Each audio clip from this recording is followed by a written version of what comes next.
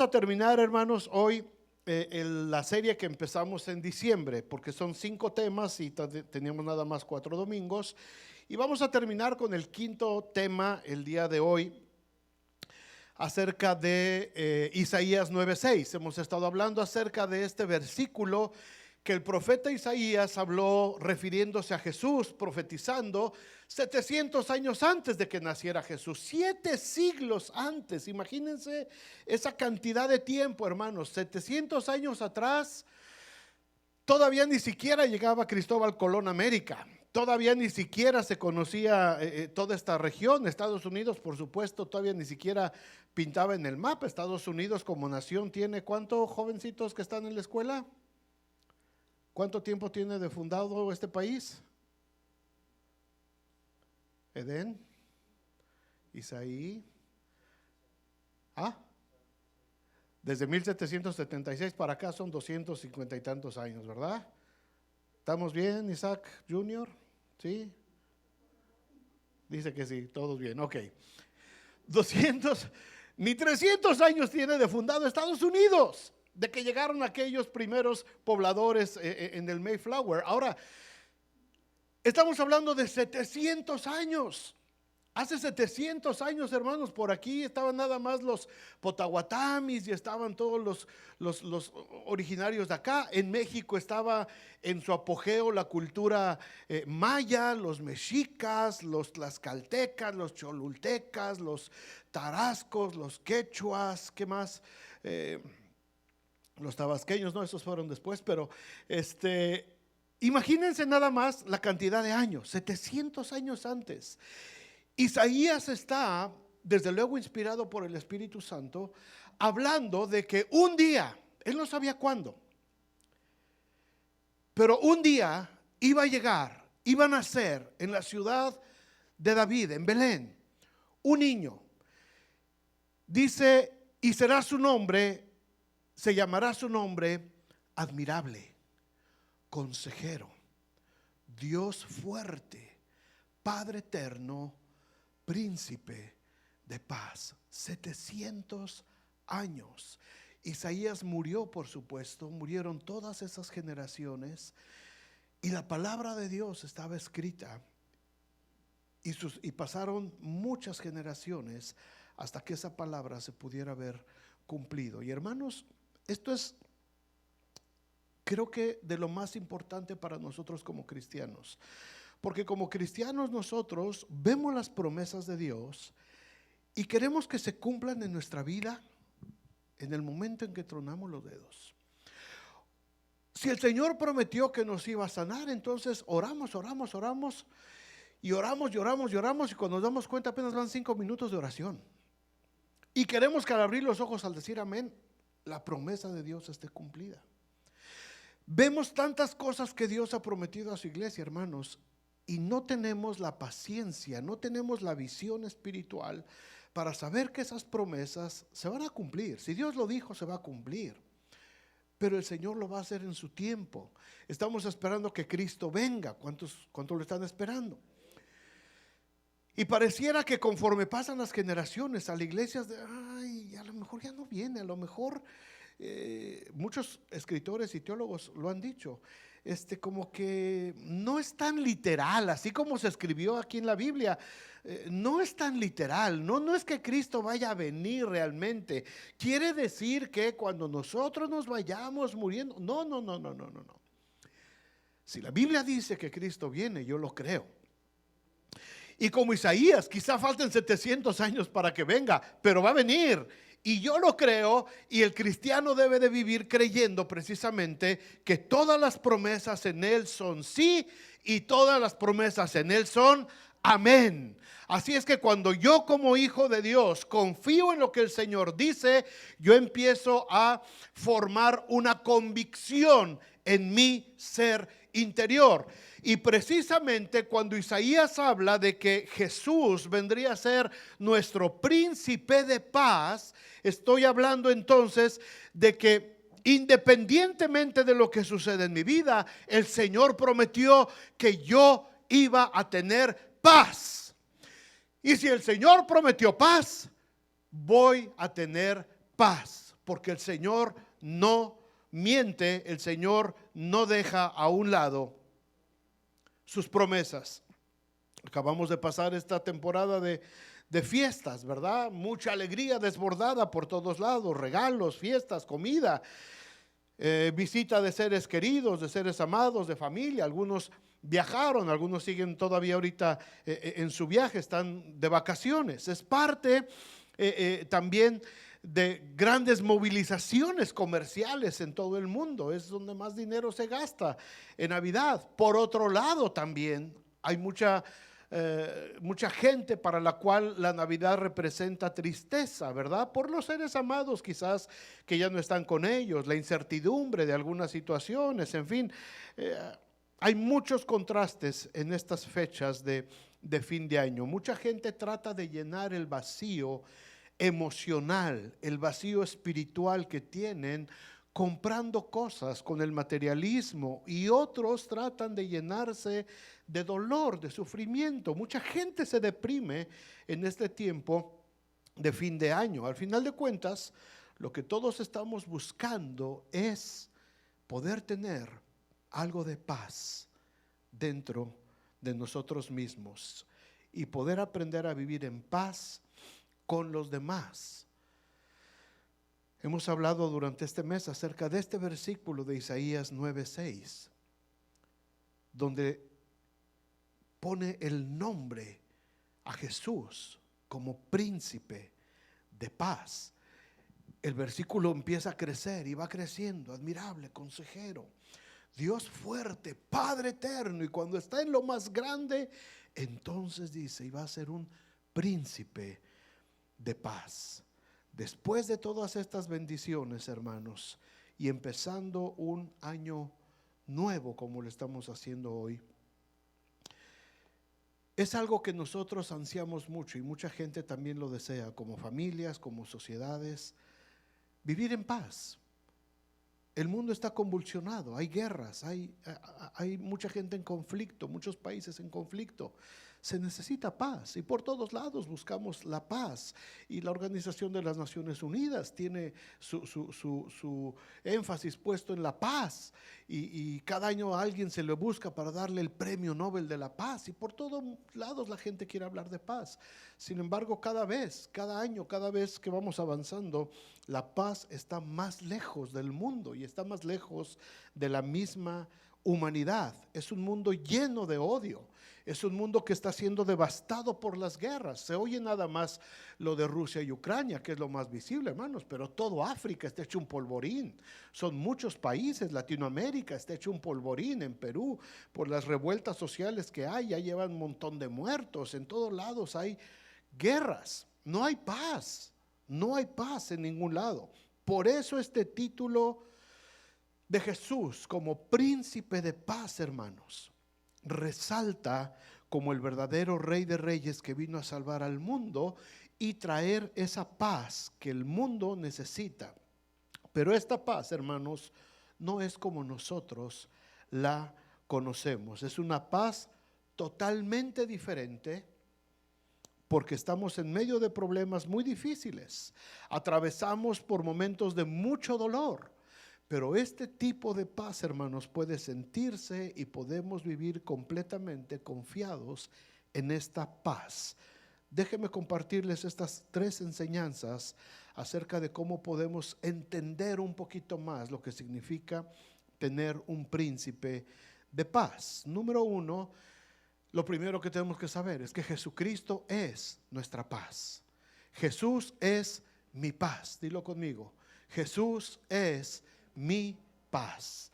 Efesios 2:13 dice: ahora en Cristo Jesús, vosotros que en otro tiempo estabais lejos, habéis sido hechos cercanos por la sangre de Cristo. Y el 14 dice: porque Él es nuestra paz, que de ambos pueblos, hablando de gentiles y judíos, hizo uno, derribando la pared intermedia de separación.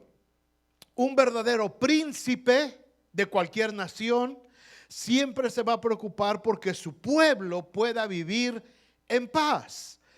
Pero la clase de príncipe de paz que tenemos nos dice que en otro tiempo estábamos lejos.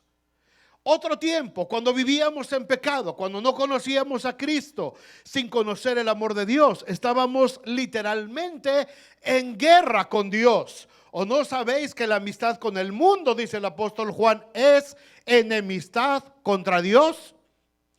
Cuando no estamos en Cristo, hermanos, estamos en guerra con Dios.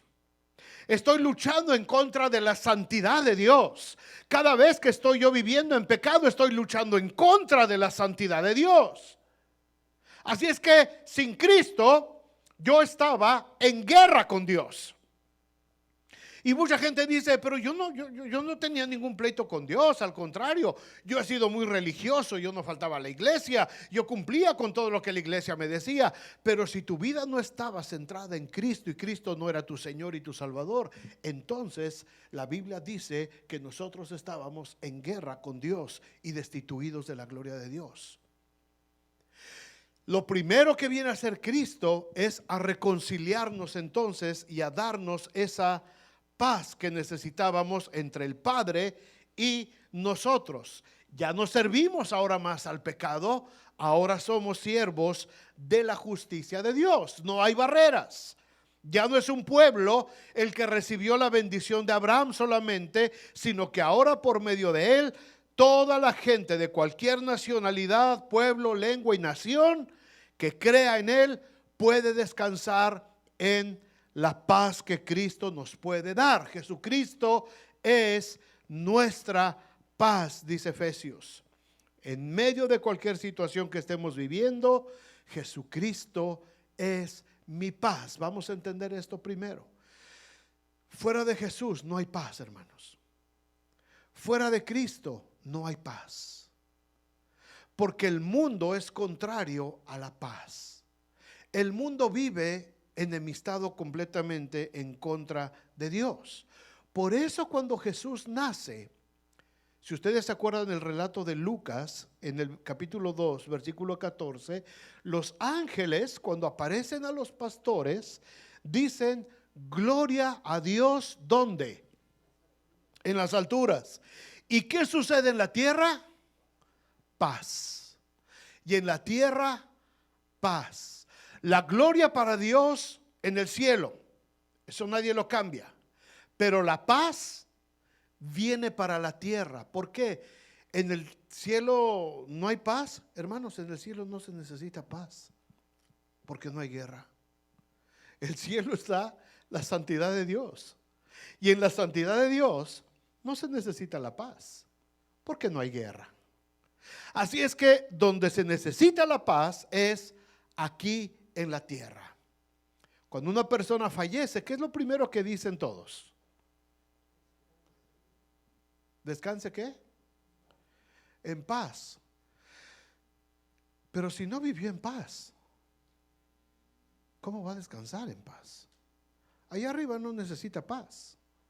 A donde vamos una vez que cerramos los ojitos y decimos tan tan, allá arriba no necesitamos paz. Por más que me desees que descanse en paz, allá arriba ya no necesito paz. La paz la necesitamos aquí.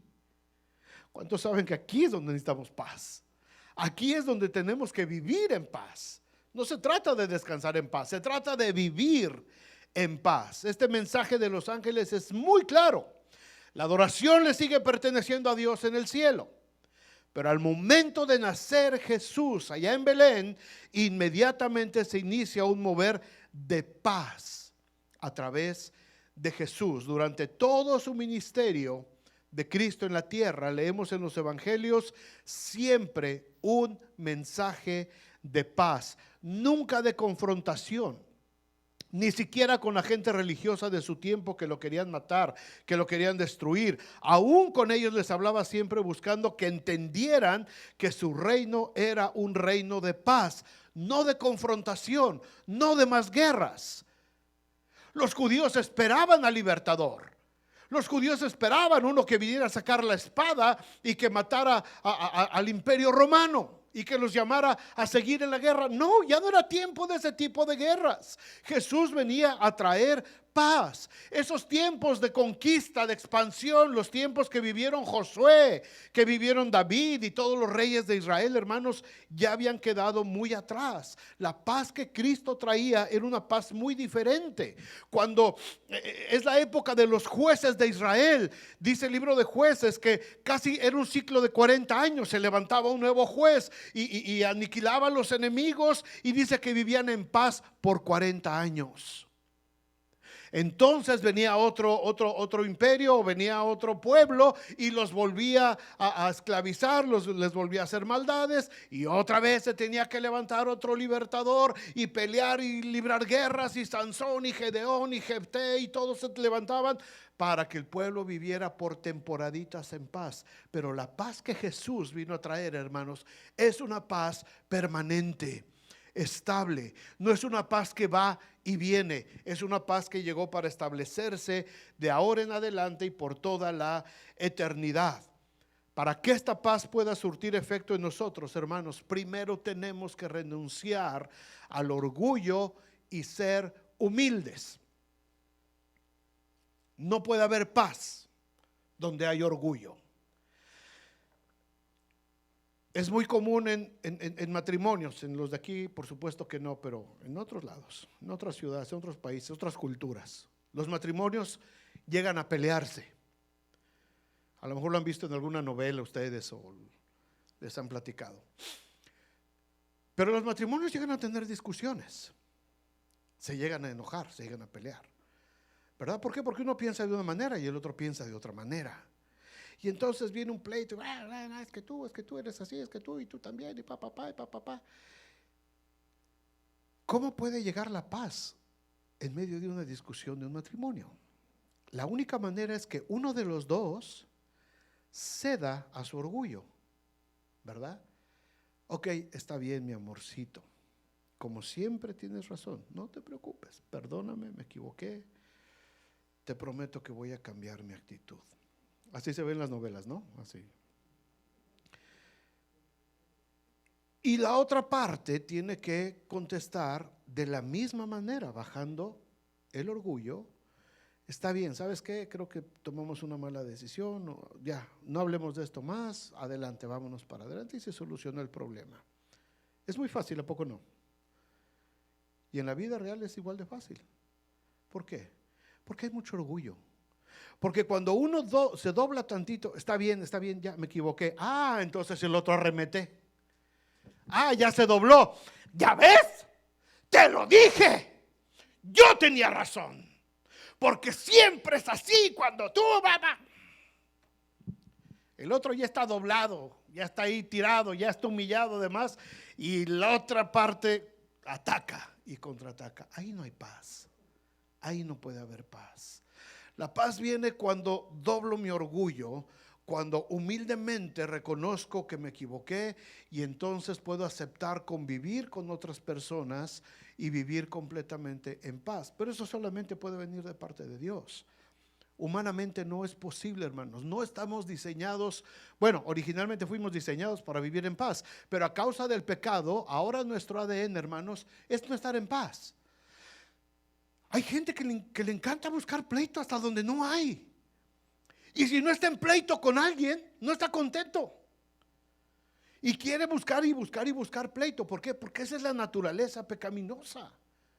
Pero la naturaleza de parte de Dios es ceder a mi orgullo, ser humilde y entonces buscar la paz que necesito con Cristo. Cuando Isaías escribe esta profecía, hermanos, Israel estaba en el punto más alto de su soberbia, de su orgullo, al saberse el pueblo escogido por Dios y que eran los descendientes de Abraham. Se creían inmunes a todo lo que les pudiera pasar. No pensaban que sus enemigos pudieran hacer nada en contra de ellos.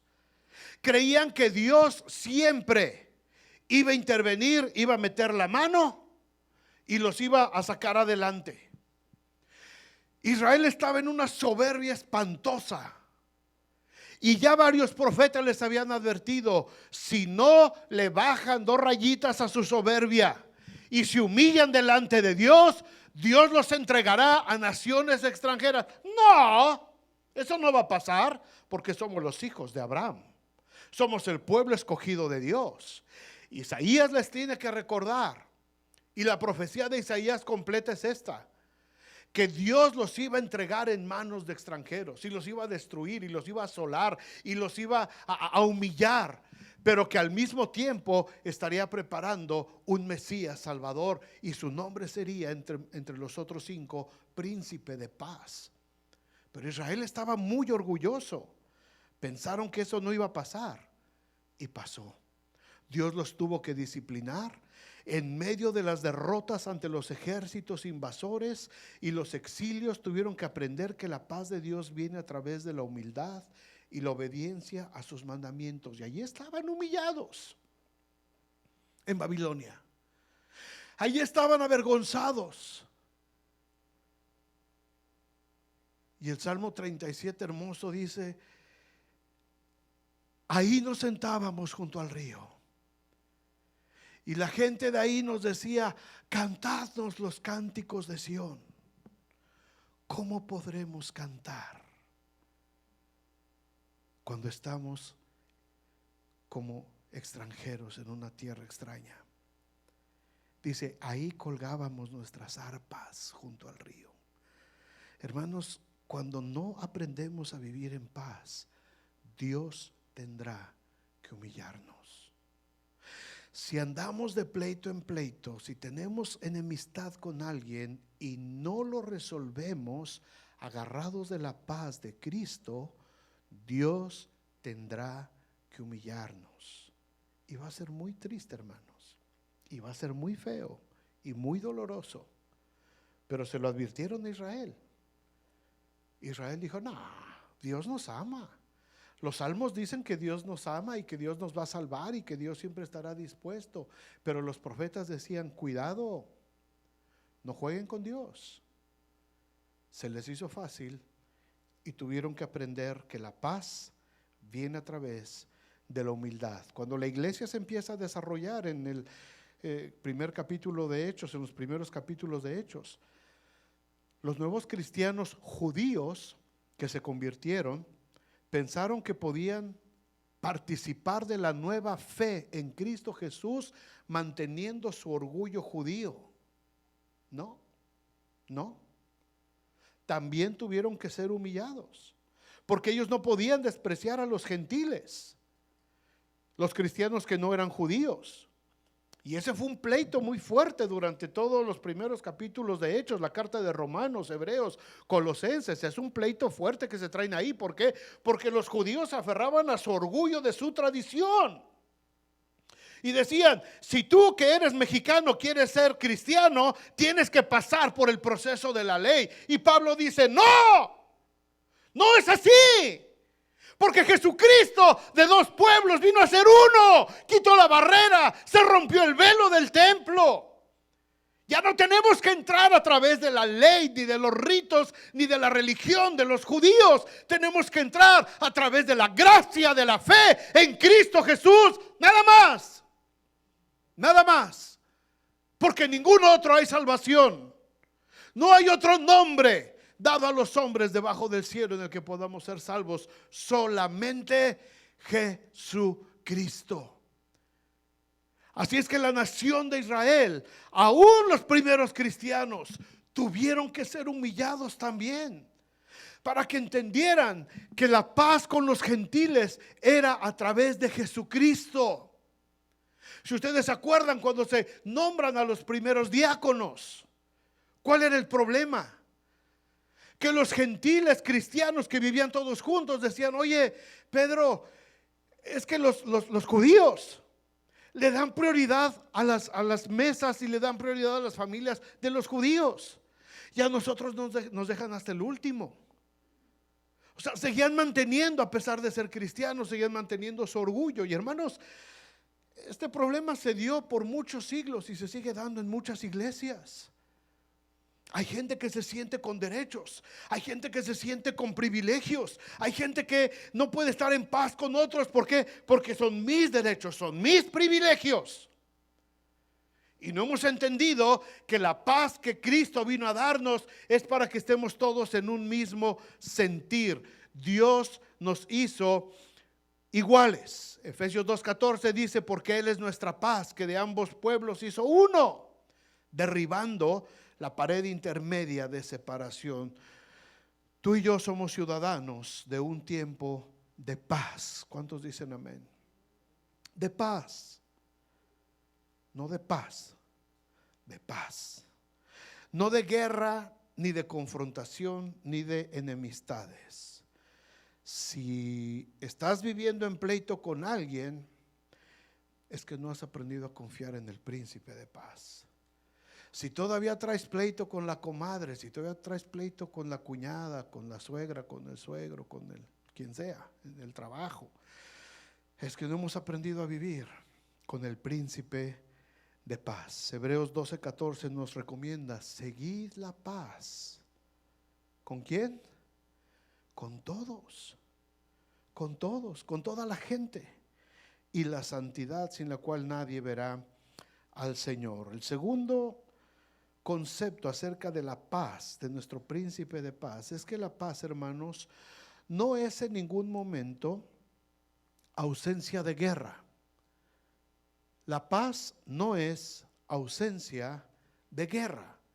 Jesús dijo en Juan 16:33, estas cosas os he hablado para que en mí tengáis paz. En el mundo tendréis aflicción, pero confiad, yo he vencido al mundo. Jesús está hablando aquí de la paz y está hablando del tiempo de aflicción. Y si se dan cuenta, Jesús hace que estos dos conceptos convivan en una sola frase. Paz y aflicción. Espérame, es que si estoy en aflicción, no estoy en paz. Es que esa es la paz que Jesús nos enseña a dar. Es la paz que Jesús nos vino a traer. Que aún en medio de la aflicción, nosotros podemos vivir en paz. La paz que proviene de Jesús, hermanos, no significa en ningún momento que no tendremos problemas y situaciones difíciles. Siempre al iniciar un año nuevo, todo mundo se desea entre unos y otros que sea un año lleno de paz, ¿verdad? Las redes se saturaron de mensajes de paz. Qué bueno, qué bien que deseemos tener paz. Pero la verdad, hermanos, es que difícilmente hemos tenido a lo largo de nuestra vida un año de completa paz en nuestras vidas. Este año que terminó ayer, 2022, no levanten la mano, pero ¿cuántos tuvimos broncas que nos robaron la paz? A pesar de que en 31 de diciembre de 2021, cientos de gentes nos dijeron que tengas un año lleno de paz. No, ¿cuál paz? ¿Y el 21 qué tal? ¿Y el 20 qué tal con la pandemia? ¿Y el 19 qué tal atrás? ¿Y el 18? Y te vas así todos los años de tu vida. Dime qué año has vivido en completa paz. Ni siquiera cuando eras recién nacido. Los recién nacidos, ¿qué tal hacen sus berrinches? ¿Por qué? Porque no están en paz. Y gritan y lloran porque no están en paz, ni siquiera de recién. Nadie tiene un año, hermanos, completamente en paz. Cada año enfrentamos muchas adversidades, tribulaciones, porque la paz que nos da el príncipe de paz no significa ausencia de problemas. No significa ausencia de guerra, de luchas, de tribulaciones. Esta paz significa, hermanos, escúchenlo bien, por favor, significa convicción, seguridad, certeza de que Él estará conmigo atravesando aún el valle de sombra de muerte. Esa es la paz de Jesús. Convicción. Cuando muchos cristianos se enfrentan a una situación difícil, lo primero que se les va es la paz. Y entran en estado de conmoción, de ansiedad. Por supuesto que las tribulaciones nos van a provocar temor, dudas, dolor, angustia, porque esos son sentimientos que Dios puso en nosotros solamente como mecanismos de defensa. Es parte del equipo. Cuando tienes un problema y te da temor, es parte del equipo que Dios te dio, ese temor. Esos nervios, esa ansiedad, es parte. No hay cristiano que no lo sienta. Todos lo sentimos. Te entra un momento de temor, de angustia, de duda. Dices, a la torre, ¿qué voy a hacer? Si eres cristiano, si no eres cristiano, dices otras cosas peores. Pero cada vez que tenemos un problema, todos, y aquí mentiríamos si alguien dice, no, yo cuando me llega una bronca, doblo mis rodillas. Sí, doblamos la rodilla, pero por el momento, te recibes una llamada de esas que, ¿quién será?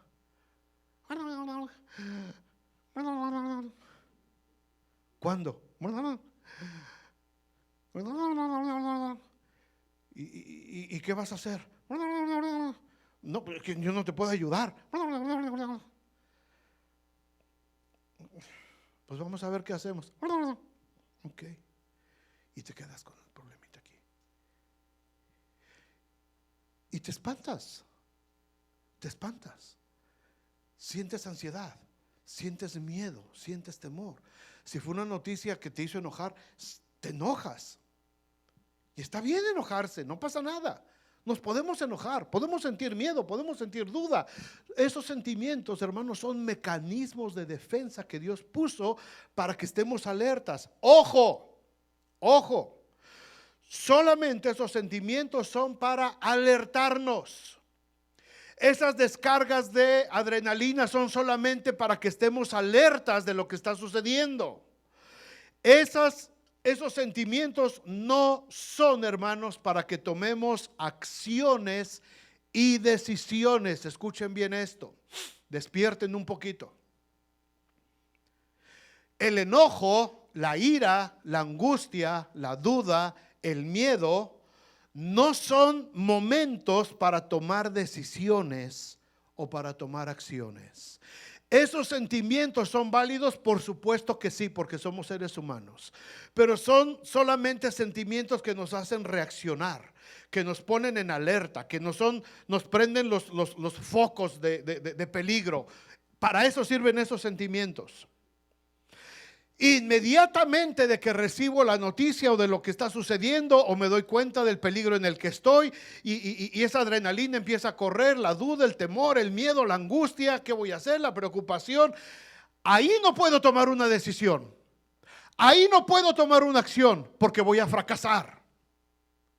Si yo tomo decisiones con la mente caliente, si tomo decisiones cuando acaba de surgir el problema, voy a meter la pata. Me voy a equivocar, voy a fracasar. Lo que tengo que hacer primero es, una vez que pasa esto, tengo que absorber esos sentimientos, tengo que absorber esa situación que está pasando, tengo que alejar despacito el miedo, la duda, la preocupación, lo que haya llegado a mi vida, y entonces sí, empezar a buscar la paz de Cristo en la convicción de que su mano me sostendrá. Y al final de la tormenta, el sol volverá a brillar. Cuando tomamos decisiones al calor de nuestras emociones negativas, hermanos, sale peor la cosa. Jamás tomes decisiones si no está la paz de Cristo en tu corazón en esa decisión. No tomes decisiones por venganza, por odio, por rencor, por enojo, por miedo. Es que me están hablando que si no, y es una extorsión. O es un spam, nada más. Es que me dijeron que si no, tranquilo. Busca la paz de Dios. Habla con otros hermanos. Ora junto con alguien más. Busca a otros hermanos. Oren juntos por el problema. Hermano, hay esta situación. ¿Qué hacemos? Busquemos juntos una solución, pero dentro de la paz de Dios.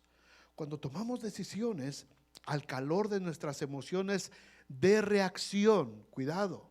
Emociones de reacción, insisto, ¿son válidas? Sí. ¿El cristiano se puede enojar? Sí. ¿El cristiano se puede angustiar? Sí. ¿El cristiano siente miedo? Sí. ¿El cristiano le da miedo? ¿Le da temor? Sí. ¿El cristiano le da angustia? Sí. ¿El cristiano duda? Sí, por supuesto que sí.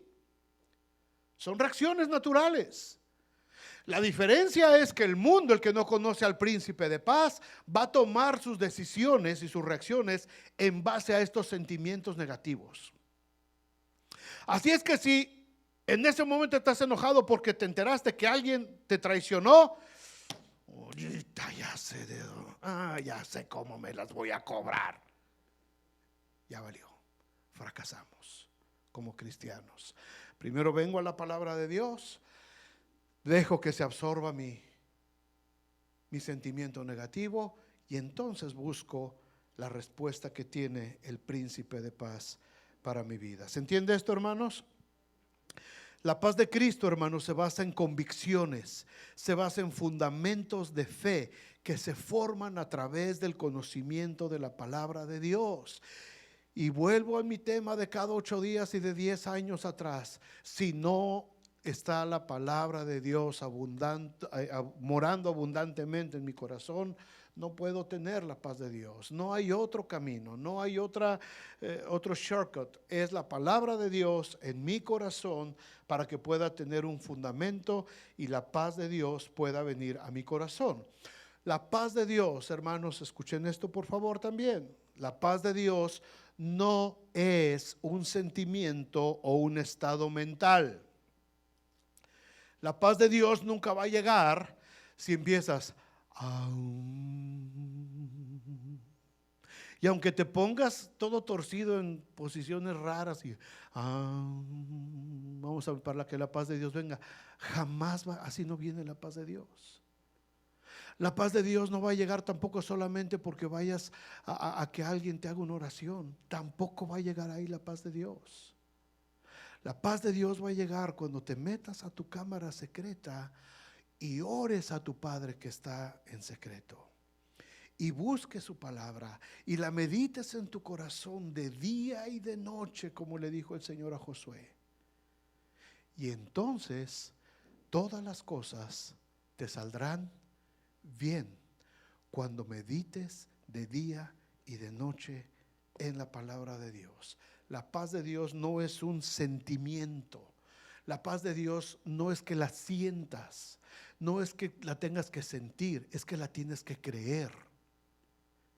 Es un estilo de vida permanente que nos ayuda a tomar decisiones correctas en cada momento. Recordemos que vivimos en un mundo natural, pero este mundo natural está regido por un mundo espiritual.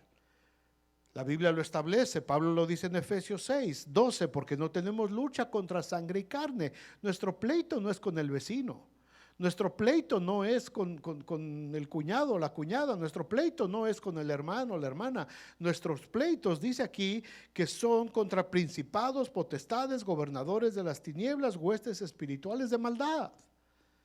Una serie de espíritus que están influenciando al mundo para que el mundo esté constantemente enfrentándose en guerras internas. Muchos cristianos ignoran esta realidad y cuando estas fuerzas de maldad atacan, y créanme hermanos que lo hacen todos los días, no crean que de vez en cuando atacan, están activas todos los días.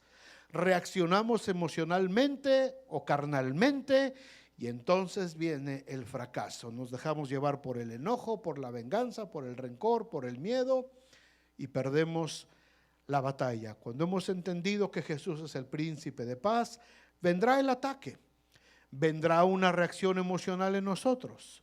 No hables, no actúes. Como en esas novelas que les platico, cuando una pareja, un matrimonio empieza a pelear. A lo mejor han sabido de alguien ustedes o alguna vez lo vieron en alguna película. Aquí no sucede, pero hay matrimonios que pelean. Hay matrimonios que discuten entre ellos. ¿No lo creen? Sí, dice Richie. Cuando hay una discusión entre matrimonio o con los hijos también, porque también peleamos mucho con los hijos. Cuando tenemos una discusión familiar, vamos a ponerlo en términos generales. Cuando hay una discusión familiar, hermanos, lo primero es callémonos. Se va a oír feo, pero cállate la boca. Porque empieza uno a hablar y el otro contesta. Y el otro, y va subiendo, y va subiendo, y va subiendo. Y cuando te das cuenta tienes un pleito ahí, que hasta los vecinos están llamando casi a la policía. Cállate, no hables, no actúes, no tomes decisiones en este momento. Porque es el peor momento para tomar una decisión, cuando estamos alterados. Dejemos que la paz de Dios gobierne. Entendamos este término, hermanos, de Colosenses 3:15.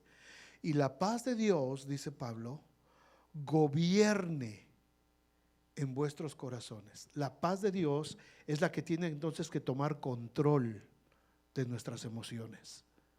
Ese enojo, esa ira, ese coraje que tenemos, deja que la paz de Dios tome el control. Y una vez que la paz de Dios está gobernando, entonces sí toma las decisiones que debes de tomar y di lo que tienes que decir. Pero si tus emociones negativas son las que están gobernando en ese momento, no avances, no tomes decisiones, porque vas a fracasar. Busca la paz de Dios, que la paz de Dios gobierne, que tome el control interno de nosotros, y entonces podremos tomar una decisión. Y por último, la última enseñanza: no trates de entender cómo funciona esta clase de paz. No trates de buscarle una explicación lógica. Solamente cree en ella. Jesús dijo en Juan 14:27: la paz os dejo, mi paz os doy. Mi paz, dice Jesús, el príncipe de paz, mi paz es la que les estoy dando a ustedes, no la del mundo. Yo no os la doy como el mundo la da. El mundo tiene otro concepto de paz. No se turbe vuestro corazón, ni tenga miedo. No se turbe tu corazón. Deja que tu corazón lo gobierne la paz de Cristo. Aún en las situaciones difíciles que vamos a enfrentar en este año que está empezando, hermanos. Las naciones firman acuerdos de paz por todos lados, pero siempre ponen una serie de condiciones para la paz. Y cuando esas condiciones se rompen, estallan conflictos sangrientos y la paz se termina. Muchas personas viven así también. Están en paz con la gente, el esposo con la esposa, los padres con los hijos, pero siempre poniendo condiciones. Estamos en paz, pero si me haces esto o esto, se acabó la paz. Esa es una condición. Vamos a vivir en paz. Pero a la primera ya se acabó la paz. Esa es una paz como el mundo la da, la paz condicional. O sea, vamos a vivir bien siempre y cuando cumplas con mis requisitos. Esa es una condición. Esa es una paz condicionada. Y mucha gente vive así, con una paz condicionada, sabiendo que si da un pasito en falso, ¡pum!, se acaba el asunto.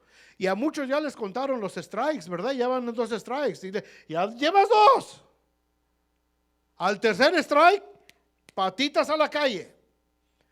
Y mucha gente vive así condicionada, pensando que está en paz.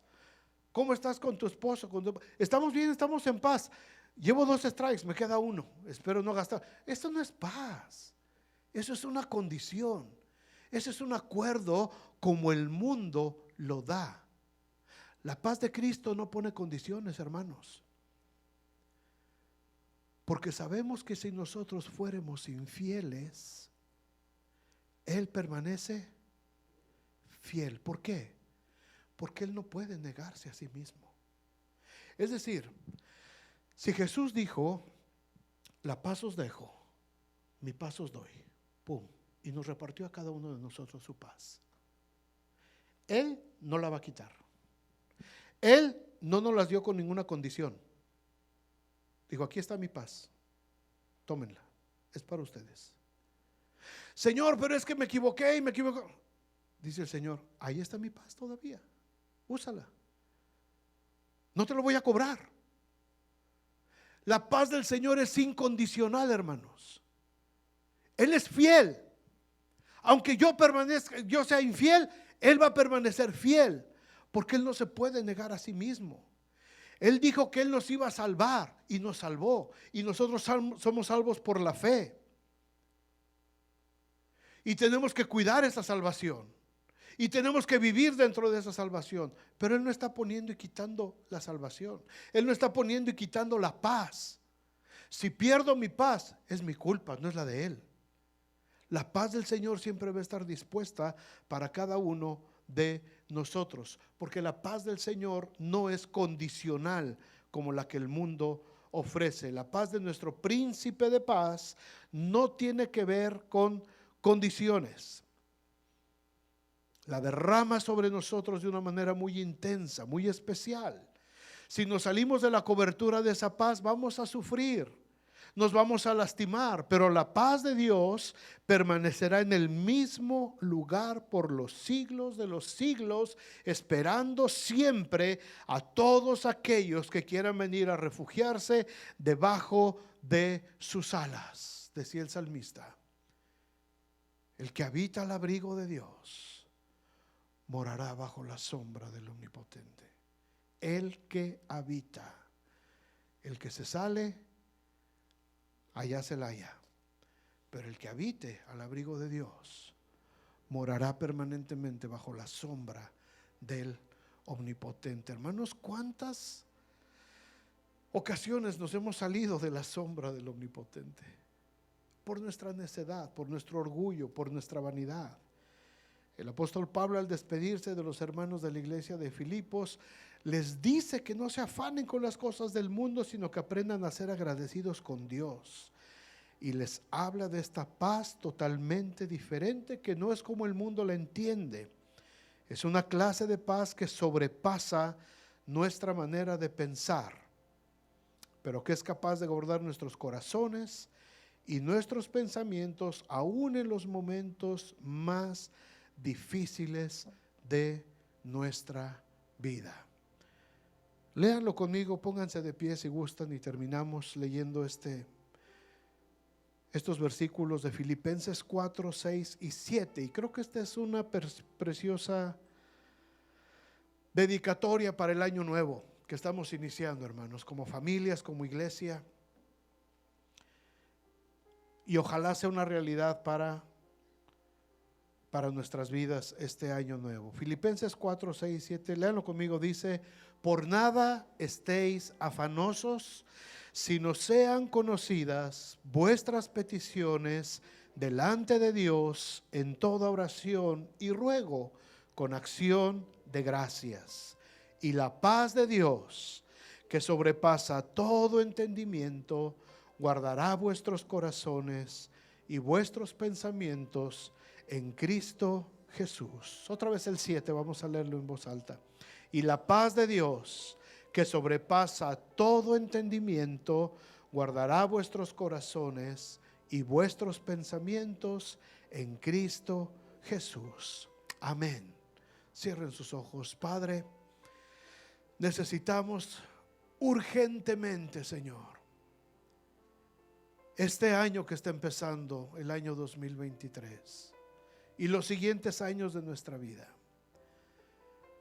Necesitamos aprender, Señor, que el príncipe de paz